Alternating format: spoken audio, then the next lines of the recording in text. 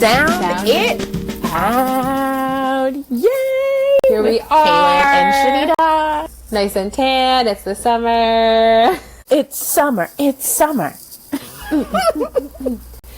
Yes. Here we are. So we have a killer episode today with Best the episode. famous Ruth Culham. Ruth Culham. Who we were honored to interview. It was such an incredible episode, and we just couldn't stop talking that even with all of Shanita's incredible editing, we could not get it to fit into one episode. It will be a two-parter. Our first two-parter. Our first two-parter. And yeah. I wasn't planning on saying this, but it just hit me, and it's true. This was the first episode that I felt like... Okay, let me step it back a little bit. Our mission, ethos, goal, essential agreement in this podcast is not for listenership. It is not... No. Not at all. It always has just been a way for us to push each other to keep learning in the realm of education.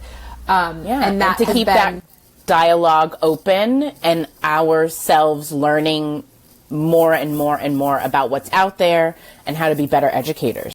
And I would say it's been working. However, when we wrapped with Ruth, I was like, oh man, I think we need to put a little more on our very full plates.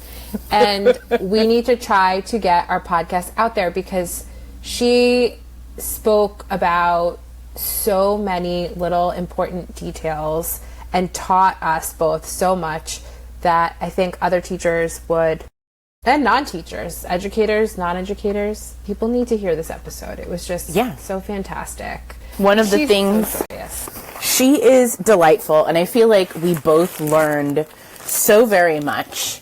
I had so many takeaways. I actually found my notes from the interview the other day because maybe this can be our segue into our catch-up.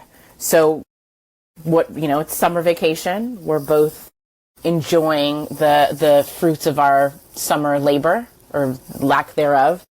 And one of the things, teachers do is either you get crafty and you start making stuff, or you start cleaning things. And I did both.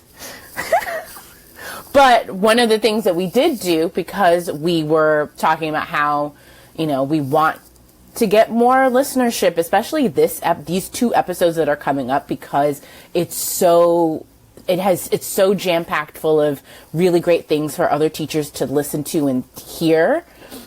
We made our little stickers. I don't even. Oh yes. And this will be a little. And I also get to show off my new nails. But I will post this on our Instagram. But it's a little sticker about a new segment or even full episode that we're going to be doing later on that we're going to keep as a surprise. But these stickers will be part of that, and they're in shape of a star for a very special reason. Yay! I'm super excited, but stay tuned and keep listening. But yeah, should we hit it with the catch-up? Sure. I can start. I think the bulk of what's been happening for me this summer is, any chance I get, if I'm tidying up the house, if I'm driving to a client, if I'm whatever, I'm popping on my headphones and I'm listening to my advocacy course that I'm taking online, and I am just about halfway through. Amazing. I passed my first two tests of my first two modules. It's I can't remember if I spoke about it here or not, but it's the board certification for advocacy in special education course, and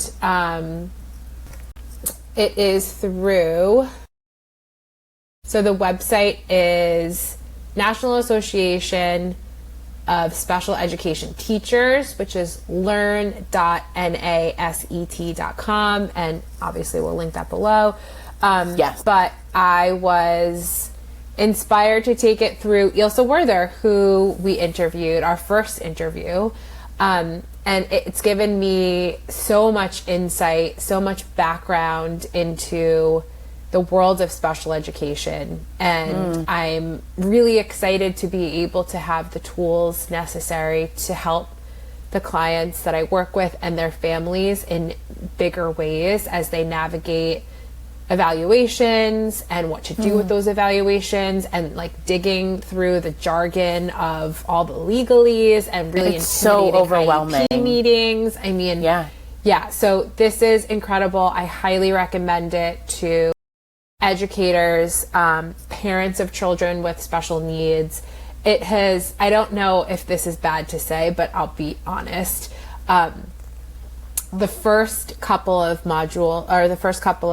lessons, I sat down with a steno pad and paper and I was glued to the screen taking copious notes.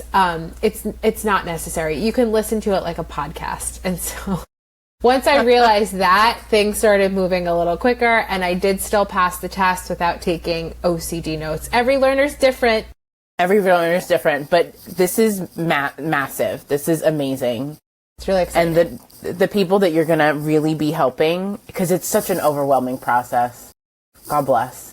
Yeah, I'm excited. Yeah. And then my other piece of news I just can't keep to myself is that Lex and I are going to go see The Odyssey tonight. I'm so freaking jealous. So in New York City, maybe I'm like going to the wrong places, but you have to see it in IMAX. It was shot on IMAX. I don't think we're going to really? Draft House. Is that IMAX? Oh, that's kind of, don't they have different, I don't know. But still, Alamo Draft House is really cool. Everyone's saying that. Yeah. So now I can't get tickets until we are going into August, like literally Saturday, but I think the first ticket availability I saw was like the 4th of August, and I was looking like 2 weeks ago. So it's crazy. Yeah, I'm so jealous. I can't wait to hear everybody. I have friends who have already gone to see it. There was a semi-scathing review of it in the BBC, online, and it was written it was an interview with the woman who wrote this adaptation that Christopher Nolan used to write his screenplay. Does that make sense? Yeah. That was a lot. I'm with you. And she was like, yeah, I saw it. It's fine. She's not excited. She's like, I thought the characters were, well, I won't go into it, but go see it. But she does say what she does say, and that I thought was the point of the movie is that it's back in the theaters and people are excited about it, and they really should be, because it's such oh my God, the story of Homer and the Odyssey and the whole it's English lit teachers out there. Yes. This is your summer. It is the summer of English literature. Oh my God, I loved it. I'm a huge fan, and I'm really excited to finally see it. And I love that because I love Tom Holland, I love Zendaya, I love Anne Hathaway. Oh my God, all those people. Matt Damon, all of them. Anyway, yeah. Okay, give us your catch up. Oh, so on the topic of movies, I've spent a lot, well, not a lot of time, but a good amount of time visiting my great aunt. I've been visiting my great aunt, who is shout out to the new Jewish home on the Upper West Side. This is what the kids are doing. Is this correct? It should be in the middle. This one means something else. Is it I know explicit? This one means. No, it just means we'll save that for another. I was gonna do snaps. I should just stick with snaps. But I've been hanging out with her, and my mom and I were looking around one day and saw that they have movies on Saturday. Every Saturday they do movies.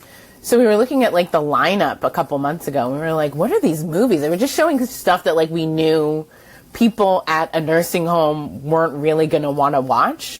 So through the grapevine, we started talking to, people, and we found the person who was the director of this program and who does the Saturday movies. And we were like, can we suggest a few movies? She's like, yeah. So my mom Lucy, God bless, made a list from all of July to January of different movies they could watch, and basically did the programming. Oh, and so But she wrote it out by hand, longhand, which I thought was the cutest thing. Yeah, and so I was like, Ma, let me type this up for you. So I typed it up, printed it, we took it to the lady. We had a meeting.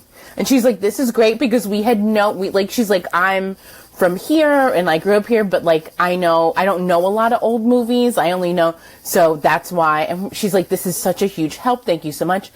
Kaylin, people have been showing up. Last week we showed Bachelor Mother with Ginger Rogers and David Nevin. You said you loved that, right? It's such a good movie. If you haven't seen it, you got to go see it. It's on Prime. We showed it on Prime. That's what we're using. And it's just Ginger Rogers finds a baby outside of an orphanage, goes to pick it up because it's crying, and they open the door and they're like, "Oh, come in." And she's like, "Oh, sure." Like, I found this outside, and they're like, "Sure, right. We know this is your baby. But we can help you. We can find you. Who do you work for?" And she was like, "No, this is not my baby." She leaves the baby, goes off, but before that she had told them her name, told them where she worked.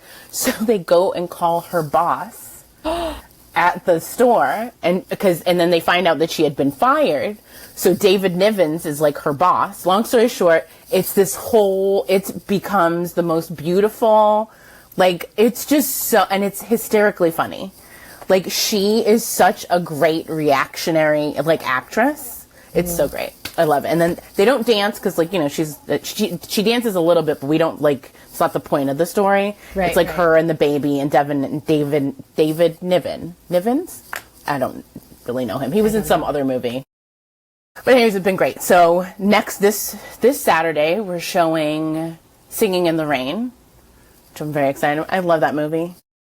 So wholesome. It's so wholesome. And it's all of these movies are great. Last week 2 weeks ago, it was The Mark of Zorro. So it's and these are my mom's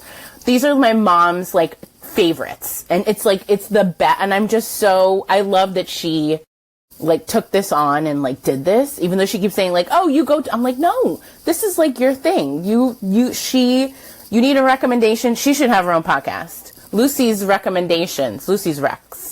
What she's loving right now. Loving right now. Wait, do they provide snacks at the movie?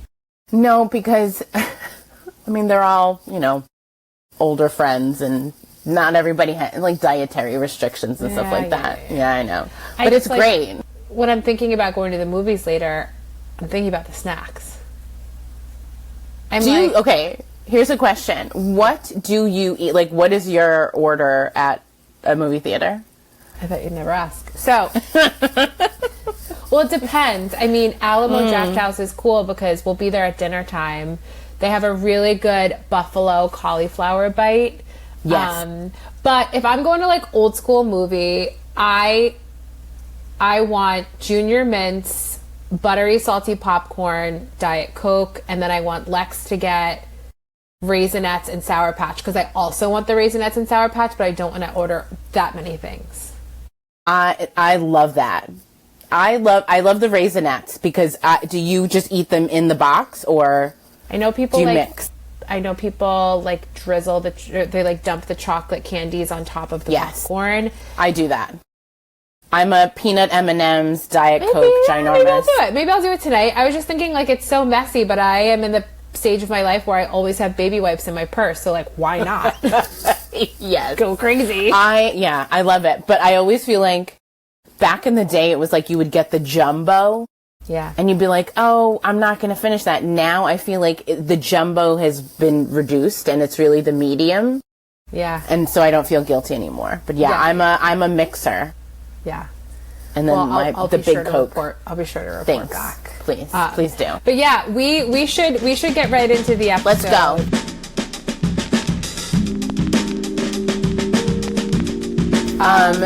So I am really excited about this because, as I said, there's so many takeaways, and we really just want to give more time to, enjoying the whole episode. Yeah. And so now here is our interview with Ruth Culham. Enjoy.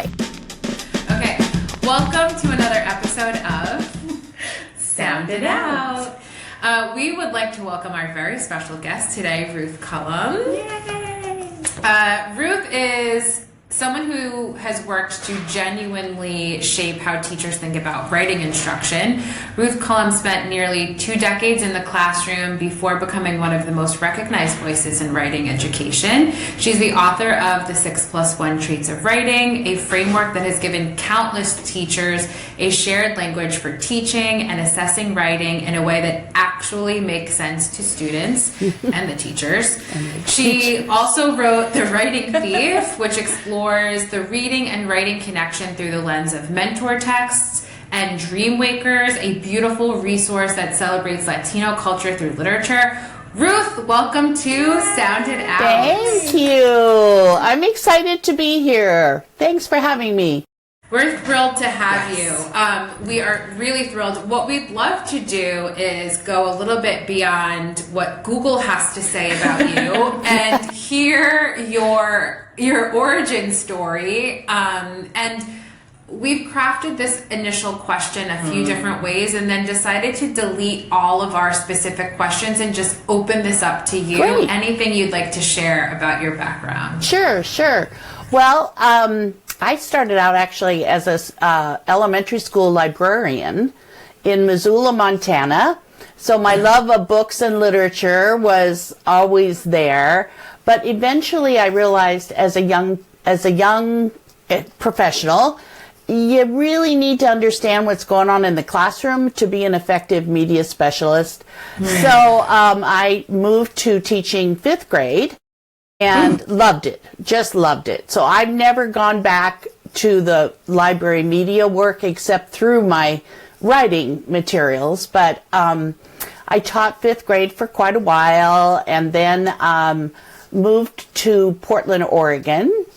And that's been great. Bigger schools here. I was under the impression things were very progressive here. Actually, I kind of found the schools in Montana to be more open.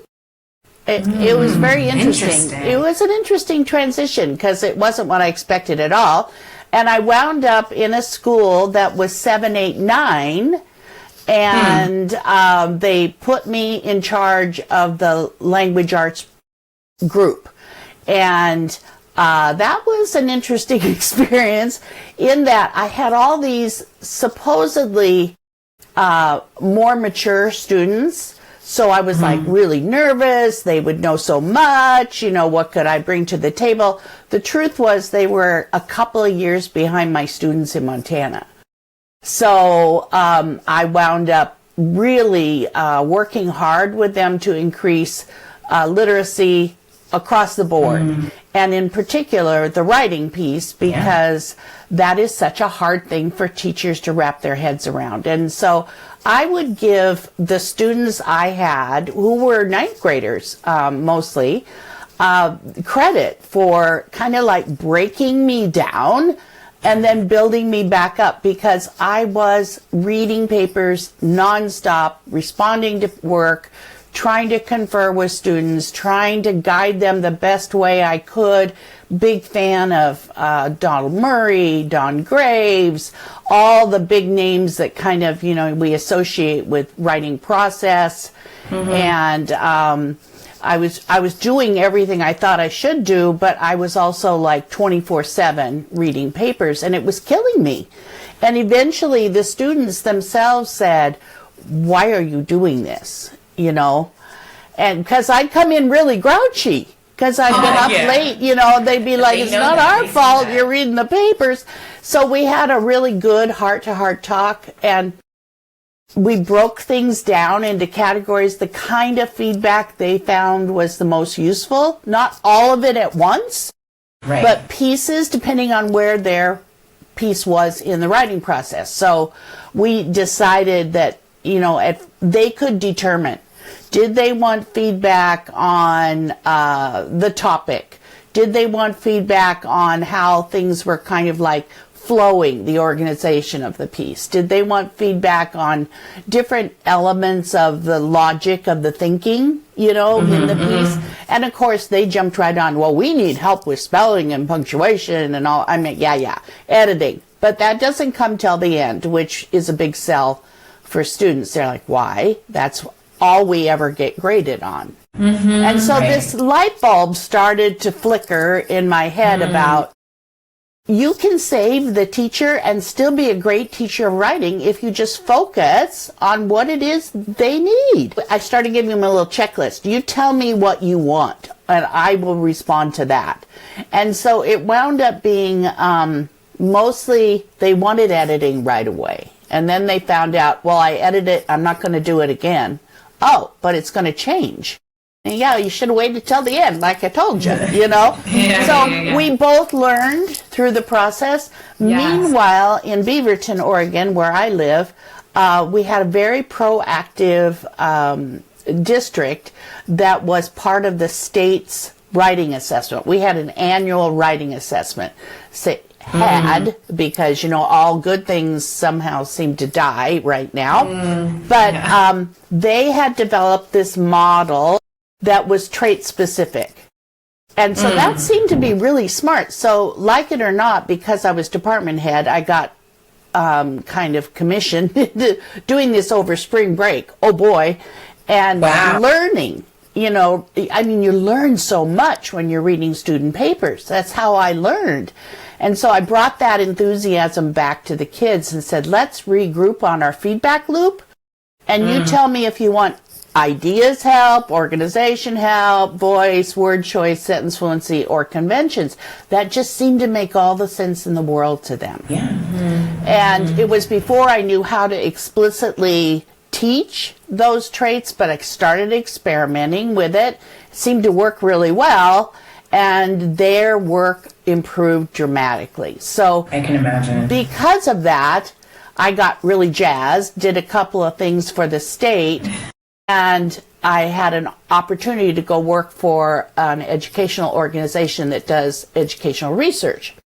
So that's where I left teaching, and I thought the kids were really funny. They said, I remember these are ninth graders, so they're pretty sophisticated. They said, you're making such a mistake. You think we're tough? You start working with teachers. They're tough, you know, and it's true. It's really true. Teachers don't have time for nonsense, you know, or to be BS'd about stuff. They want help. And so I worked at this regional organization for a number of years, and then one day, Scholastic, the publisher, came calling and said, we'd kind of be interested in doing a book about this topic because we don't really have anything in our arsenal of teaching materials on writing. People are really wanting writing help. And so the rest just kind of that took off. It was great. We developed over 30 resources for teachers during that time. And then they kind of moved in a different direction, and I started working then with another publisher to do the most current books that I have. All of them are still very, you know, they work just fine. The copyrights are older, but it doesn't matter. The concepts don't change. So you keep learning and you keep wanting to put things in. So I started working with more on the literacy writing connection, because now we have these traits. Now we know each trait has key qualities which define it. So it's not just working with ideas, it's finding an idea and developing the idea and staying with it, not going off, you know, in Never Never Land, and using really high quality details. Those are very teachable skills, and they all make up ideas. So now we see a spiraling curriculum where kids can learn these discrete skills, but they always add up to the bigger piece of writing. So it was very exciting time, lots of development, lots of learning, lots of working in classrooms and trying things out. And, you know, I've been to every state and about 12 different countries. The work is just there. You know, people like yourselves are familiar with it and don't understand why it isn't more prevalent probably in today's schools. And I have my own theories on that, which is more as a profession, we tend to be always seeking the newest, greatest thing, and we don't tend to stop and say, but wait, You know, there may Right. be new great ideas, but they should be on this foundational piece. And we Right. never lose track of the foundational piece. And Yes. sometimes we do that. We do that. We throw out the baby with the bathwater. We do. We do. Yeah. Love that. And Sometimes is generous. That's a generous word that we sometimes do that. well, it's true. You know, everybody is looking for a way to help kids. That's what we do. So somebody comes along with a really slick, well-oiled machine that says, this is it. And so a curriculum director or a school district says, we really need help in this area. Let's try it, you know. And you said be honest, so I'll be honest. I just think teaching writing is hard. It is. It's just hard. And so looking for a way to make it easy is kind of the antithesis of what we really need to do. We need to try and make the hard parts doable, but they're still hard.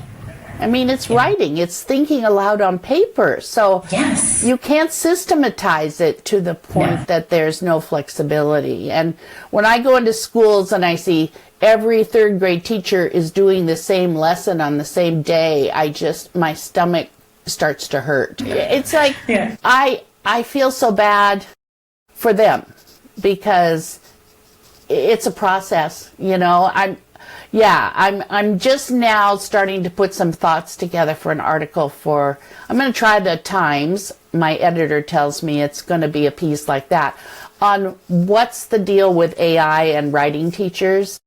Ruth. And it's just an opinion piece. It's not going to be a researched piece. But here's the bottom line. It's a process. And our schools are driven by products. So what everybody's freaking out about is our product is going to be done by AI. Well, that's because you value the product more than the process. The process. If you think about it, AI has a lot of things that can help in the process. Yeah. You know, but our whole school system is built around products. Look, we do test scores, we do numbers, we do charts and graphs on how everybody's doing on this and that. And we can't measure what's going inside on their heads. I get that. But we have to do better. And we should see AI as a tool. And I don't know how it's all going to play out. Nobody does. But it's here. So use it. I love that. I felt there were a lot of schools that I worked in where it was like the bulletin board dilemma. Yes. These schools just wanted everything gorgeous on the bulletin board. Yes. And, yes. Triple backed, black outline paper, right? Yep. But exactly. But the power was behind the process. And I remember Shanita and I are both huge lovers of the PYP. We love that the process is very respected and adored. Absolutely. I think it was probably my 6th year of teaching within the PYP. It took me a while, but my most powerful summative assessment was not beautiful. It wasn't even colorful. It was a triple Venn diagram where kids compared 3 different religions from a bulk of religions they had studied for 6 weeks, and they identified the commonalities and the differences, and it was incredible that the correlating piece of all 3 religions was values and love and respect.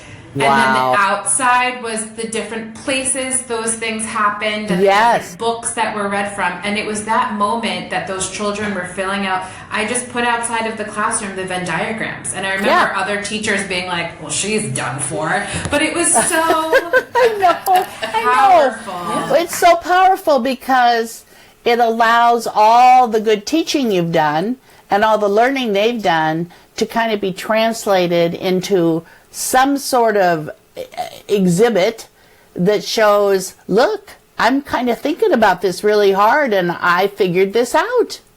That stays with you for the rest of your life. You know, the paper on okay, fine, check, done, whatever, but what does it tell you, you know? Yeah, what does it tell you? I think, 6+1 traits of writing, it saved me. Again, IB, PYP is incredible. It also tends to, from my experience, be paired with very progressive schools that sometimes can be progressive to a fault. So Yes. I'm talking, I had a lot of administrators that I adore and love and were incredible, but they gave us a bit too much freedom in terms of creating our curriculum. And when I was young and beginning, I was like, this is a dream. This is wonderful. I can pull all of my favorite things.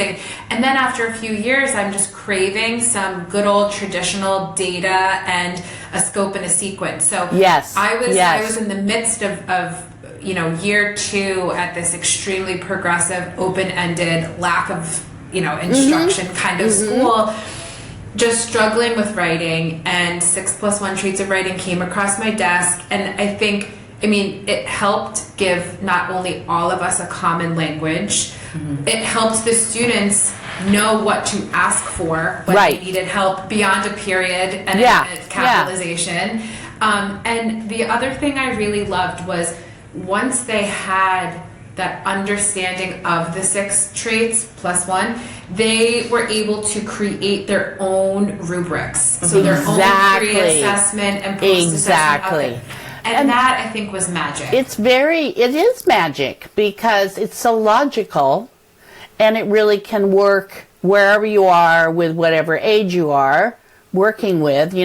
We circled back and we did a book for K1-2, which is very developmental writing, but you want that vocabulary to be firmly part of everything you do. So a lot of the videos we did had teachers talking to kids about, I like how you organized your desk today. How you put this here and this. They're coming up with ways to help kids understand conceptually what is working and what isn't working, And I love that. It starts showing up in their work. It gives them confidence. But whether you're 5 or you're 50, you need the same thing going on in your head when you're writing. What do I want to say? What's the best way to say it? How should it flow? What tone is appropriate for this kind of writing? Is this more academic writing? That's going to influence the word choice, or is this just me talking like we're doing today, in which case, the voice is more casual? And the sentence structure, is it okay to break some of the rules with sentences? This is a great place for using mentor text because some of the authors that kids love so much break the rules all the time in order to create interest. And I don't, without pointing those things out explicitly and then asking them to try it on their own. Just try it. If you don't like it, don't do it in your piece, but let's try it together. Then, they don't know that that's okay. So many classrooms are in that, it terrifies me. 5-paragraph essay mode has never gone away. No, I just did 2 of them this year. Smokes. 5-paragraph essay, and then some places are prescriptive about how many sentences can be in each paragraph. Right. I'm like, but that's not real. That's not the way people write in reality. And then we get kids who are turned off because that's not very rewarding to create something like that. Yes, you get a grade on it based on the criteria that you followed the essay structure, but nothing about how well it communicates. Just like as a teacher in a 4th grade classroom currently, one of the things I'm noticing is, it's hard to have students understand why they're doing what they're doing and the importance of it. Yes. So a lot of times I'll get kids who are like, I'm done, and then I say what, we've heard said all the time, well, once you're done, you've only just begun, and they'll repeat that back to me. And it's funny and it's cute, but then they're like, well, then what do I do? And I'm like, well, extend your ideas here. And I hate saying that because even I feel like I'm grasping at straws to figure out how to get them to that place. Exactly. But looking at your traits, at the 6+1 trait, and I'm just going to read them out because we do have listeners who don't who aren't educators at this right level. So Sure. what I understand your traits to be are ideas, organization, voice, word choice, and sentence fluency, as well as conventions and presentation. Yes. So, like, in all of those, and maybe this can, we are also at my school, we don't have a writing curriculum. Right? We aren't using anything right now. But, like, in that scenario of, like, having a student who is like, I'm done. I'm done. I'm done. 4 sentences. Yeah. In using these traits, how would I get them to maybe, or how does that spiral work in getting those kids to do more? Okay, so there's a technique that I just started working with when I did my last big book for Stenhouse that I'm calling the writing wallet. Because I agree with you that kids are done. Yeah. They're done. And by the way, you're kind of grateful for the 4 sentences they gave you. I mean, that's a big push right there. Yeah. So use every sentence starter, and they're so generic. But I know they're so generic. So I'm suggesting that you get a manila folder. I mean, yes, you can do this on the computer, but I still think there's some power in having something tangible. It's up to the teacher, but you have them write their 4 sentences, whatever they've given you. I'm done. Great. Let's put that in your writing wallet for some work later. In other words, it's not done, but it's okay for now. Good for you. You created these 4 sentences, fine. And then when you're doing a lesson on one of the 4 key qualities that defines each of the traits, for example, let's go into organization, for instance, starting off with a really interesting lead. Okay, let's go back to a piece in your writing wallet and please revise one of your leads. Yes. It's already drafted. It's the drafting that takes so much time. So it's already drafted. You pick. Let's take a look. Let's see if you improve the lead. They don't have to make it, Gary Paulson proof, or somebody who's just so good at this it makes your head swim. They just have to improve it. And then you put it away. In the wallet. Back in the writing wallet. And inside the writing wallet could be, I don't think you want a lot of pieces. I think you want choice. So for some kids, 2 might be all you could get out of them to put in there. But 3 or 4 might be ideal. And depending on whatever else you're working on, so maybe you're working on writing stories, or you're working on essays, or compare, contrast, persuasive type pieces, those pieces in the wallet would be in that mode of writing. So you're also reinforcing the concepts of the purpose for the writing, right along with the craft of the writing. So here you've got your 3 or 4 pieces. Okay, I could do, and by the way, the lesson usually was from a picture book that said, let's look at these 3 and see how they began. They're all writing expository pieces also. How did this one on cheetahs begin? How does this one on rainbows begin? How does this one on environmental issues begin? Okay, let's kind of come up with some technique ideas. Let's try one on your piece. Done.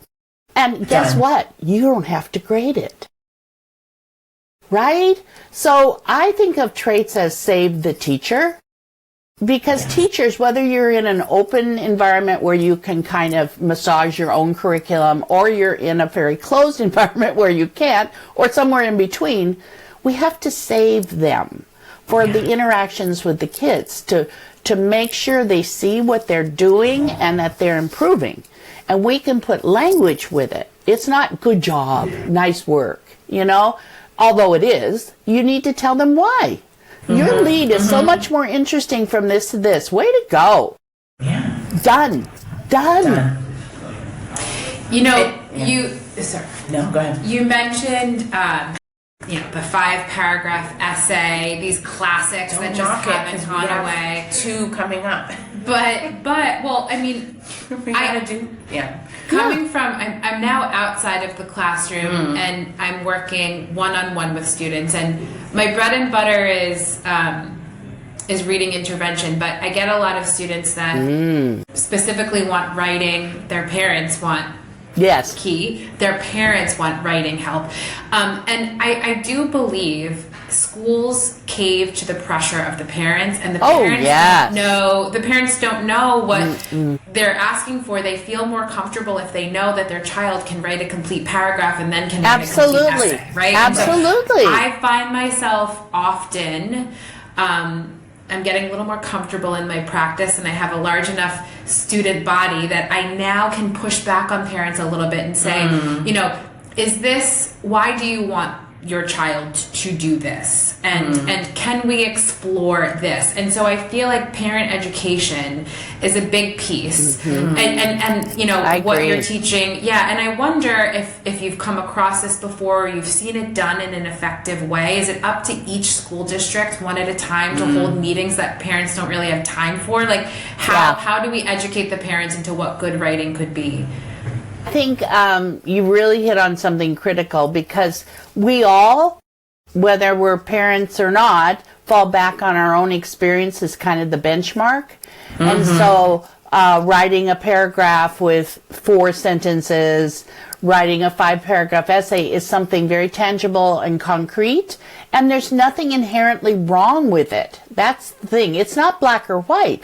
A lot of essays have 5 paragraphs. A lot of paragraphs have 4 sentences, but that's not the goal. The goal is to communicate clearly.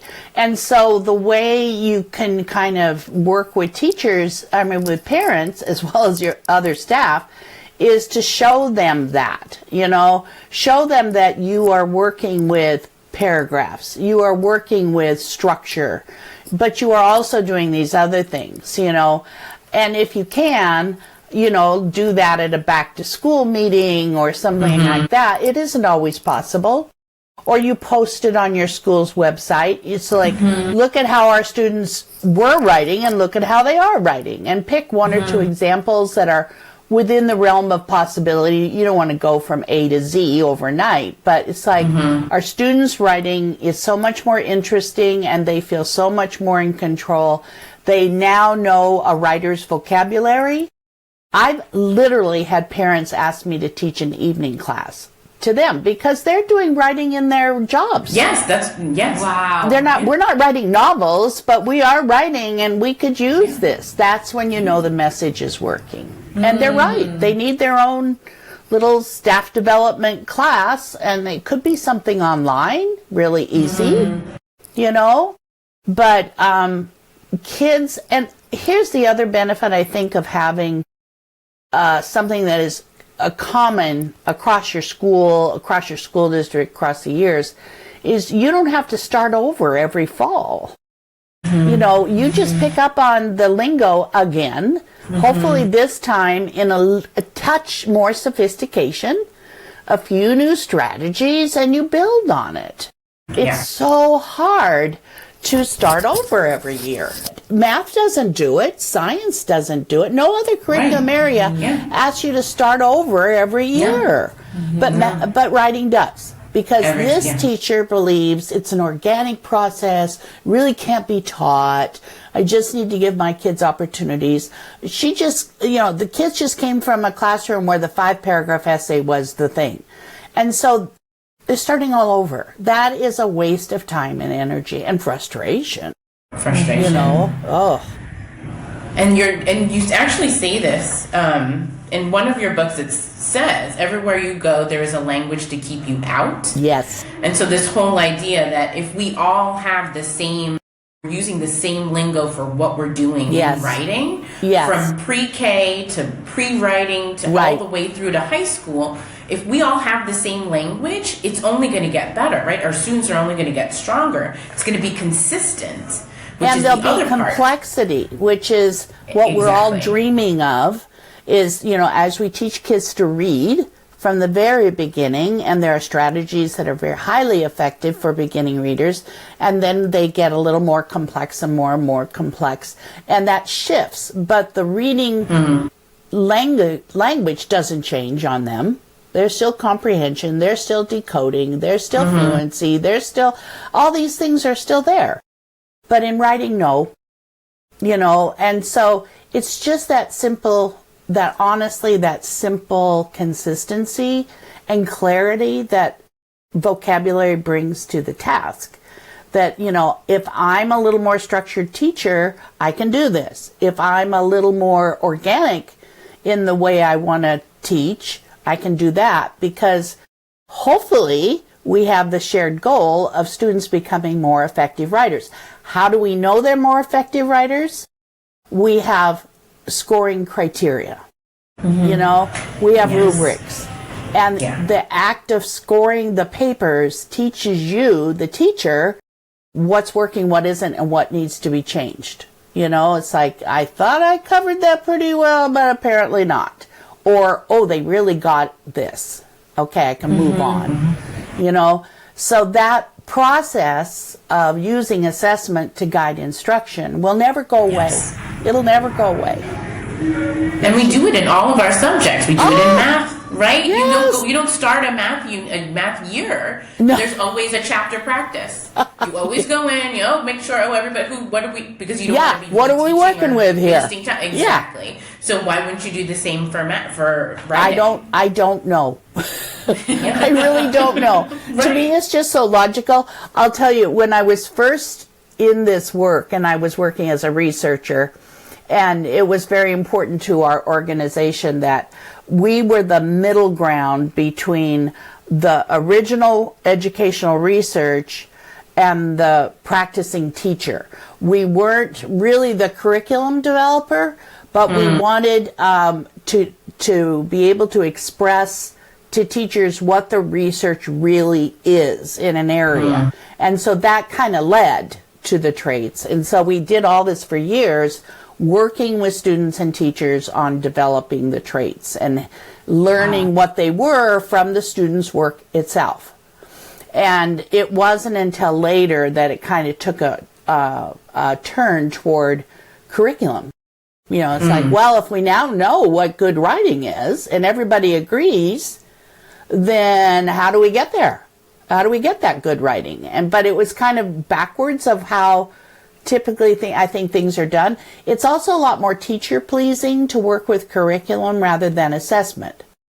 But honestly, it's the assessment, if it's good, that teaches you what matters. And then your creativity, or whatever is available to use, comes out in the development of the actual classroom lessons. So we went so far at Scholastic as to, teachers would say, this is great, but now we need this. Okay, we'll do that. So one thing they said was, this is great, but I don't really know how to say things back to the student about what it is they need to do next.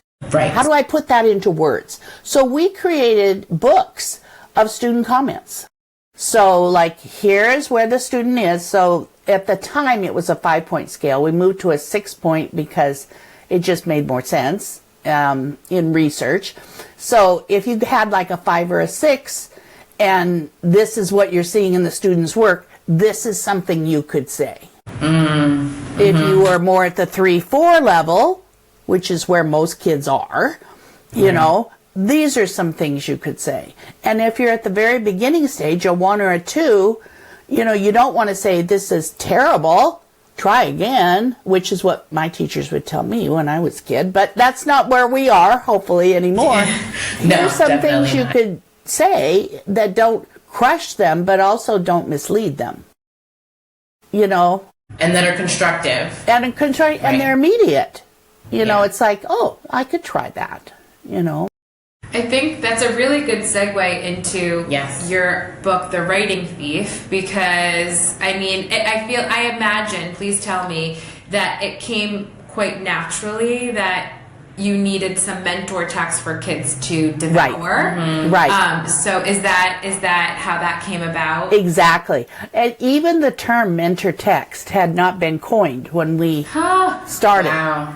And so I remember the woman who was the editorial director at Scholastic, this incredibly talented woman. She came to a workshop I was doing in, I think it was Salt Lake City, for NCTE or something like that. And I was pulling out passages and showing them, and then talking about how this could be instructive to students to learn this skill or that skill or whatever. And we were going through some lesson ideas of how that might work. And afterwards she said to me, "You used a term I'm not familiar with, mentor text. What is that? How can you teach a whole book while you're trying to teach kids to write? I don't understand that." And so I'm like, oh, this is a clue to me that the terminology, again, everything is the communication, right? I said, mentor text to me is a passage from like a short text. It could be an essay, and we just take the lead paragraph. But for me, it's like, because of my background in literacy and media and books, I said I just love to collect picture books, which I don't think are always written for the youngest readers and writers, and model them because they're high interest. You can see these craft moves really easily. Yes. You can isolate them, and kids can go on and read the whole book if they want, but you're only using it to show this one piece. And she went, oh. And that's when the work took a big, abrupt shift to include mentor text. It's like one of those light bulb moments for her and for me. I was doing it naturally, but I wasn't communicating it as clearly as was needed. And she was seeing an area of growth for the work. And the title is so It's so perfect. Yeah. It's so good. perfect. You know, I don't know if you've worked with an editor before. I have been so fortunate that the editor I work with is just gifted beyond words. In fact, one of the best writers I know. But he's tough. Simon Legree. I mean, in the bad old days before everything was computer generated, you'd type it, you'd send it, you'd type it on the computer, you'd send it.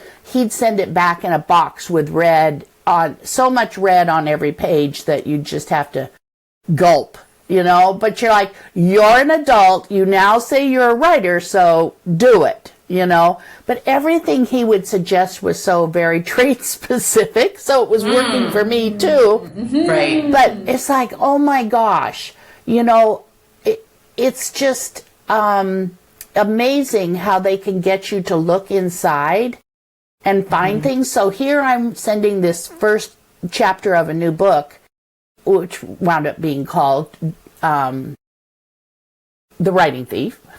And we had called it, you know, Picture Books for the Traits or something like that. And about halfway through this page, this phrase was circled, and he said, that's the title.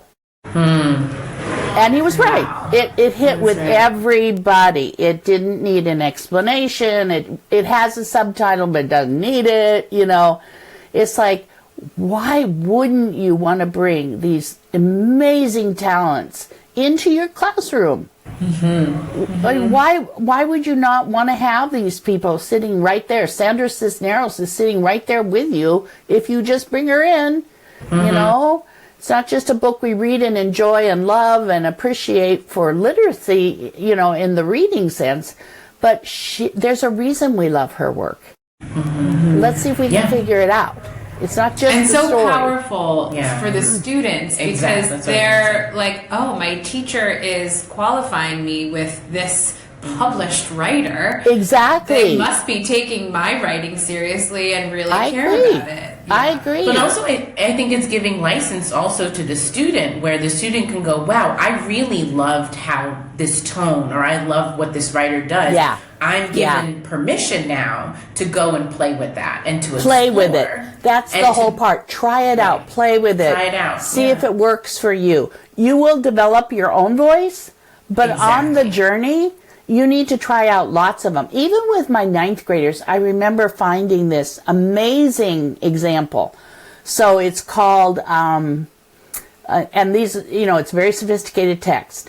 The Affair at 7 Rue de M. So it's written to be like Poe. So it's dense and the vocabulary is hard and it's, you know, it's very intense. But it's really about a boy who's chewing gum and his father hates it and the gum starts chewing him. So it's got a great premise for kids too. Well, you know who wrote that was John Steinbeck. He had just read something of Poe's and thought it would be fun to try and write in his style. Love it. Now, we all That's know amazing. Steinbeck's style is not like Poe's.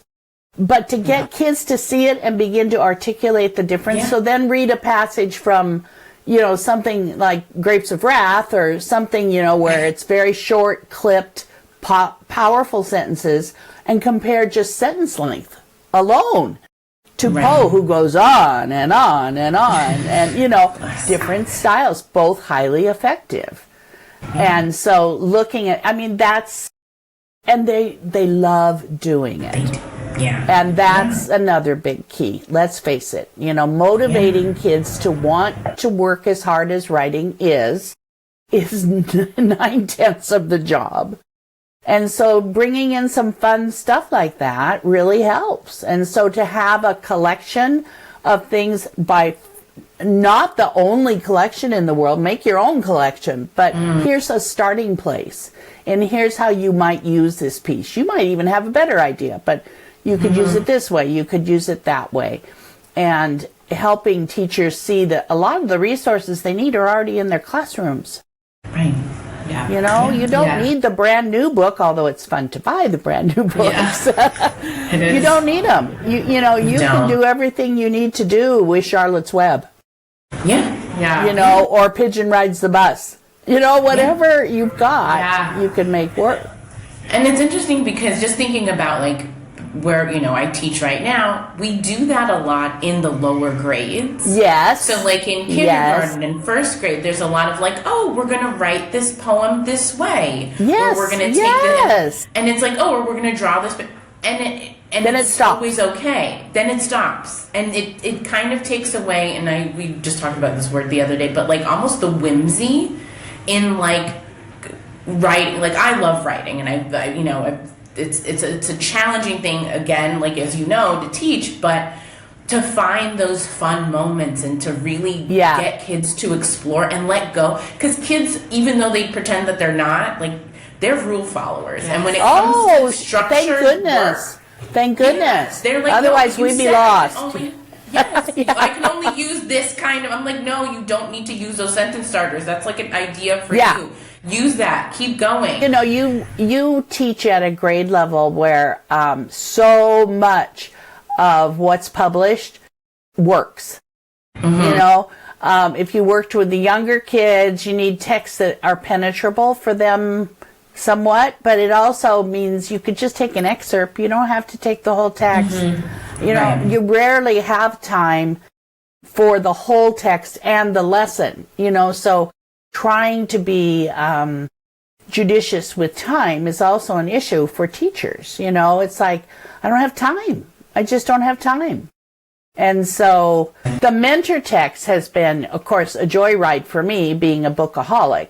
So, Amazon and I are best friends. And, I see a book or I hear from somebody about a book and I get it and I read it. And a lot of times it doesn't jump out at me as something I could use.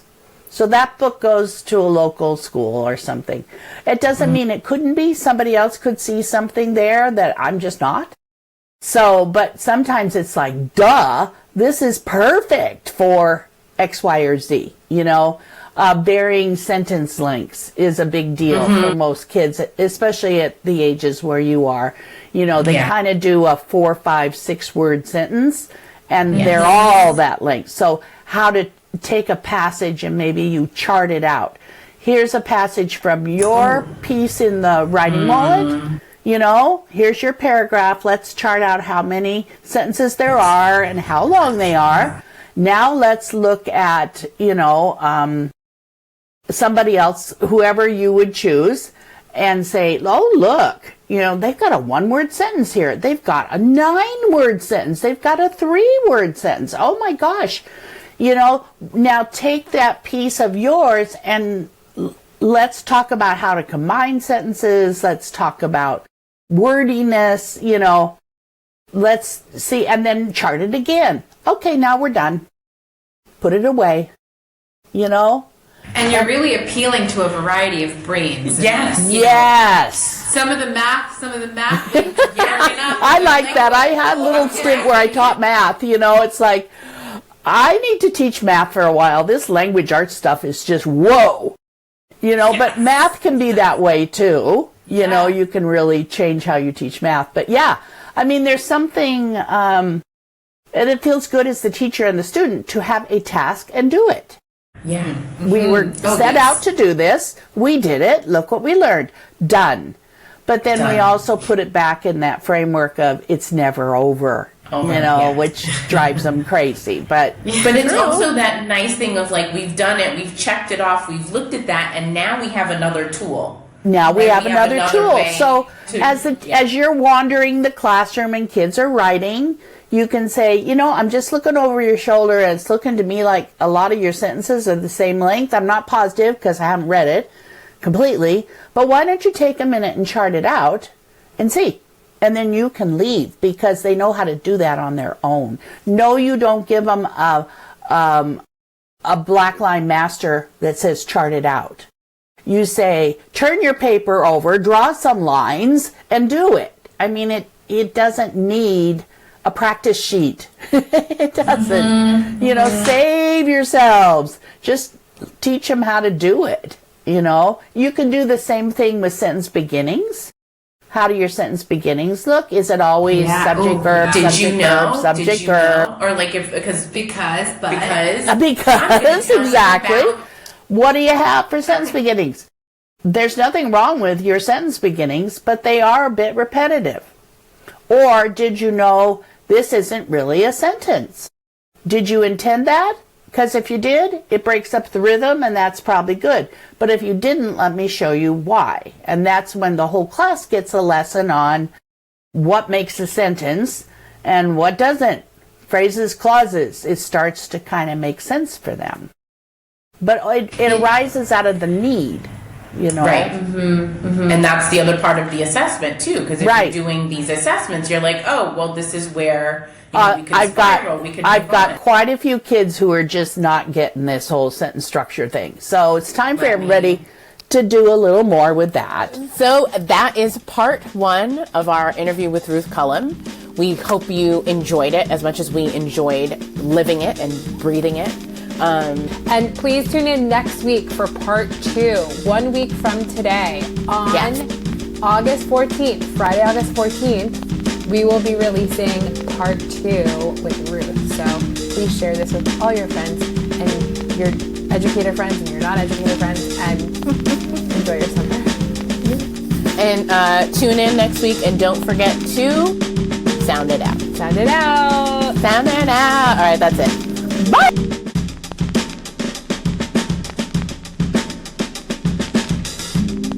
Thank you for listening to the Sound It Out podcast. Season 2, Episode 2, Interview with Ruth Culham. With your hosts, Kaylin Kiefaber and Shanita G. Gutierrez.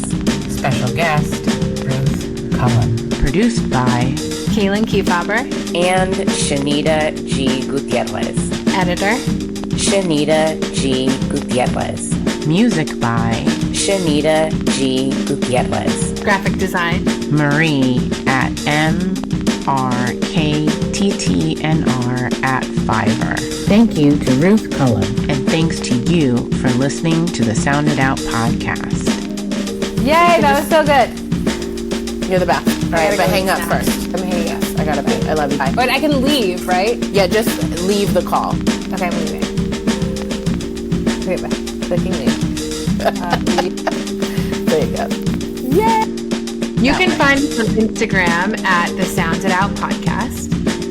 Our website at thesounditoutpodcast.com. And don't forget to tune in and sound it out. The Sound It Out podcast.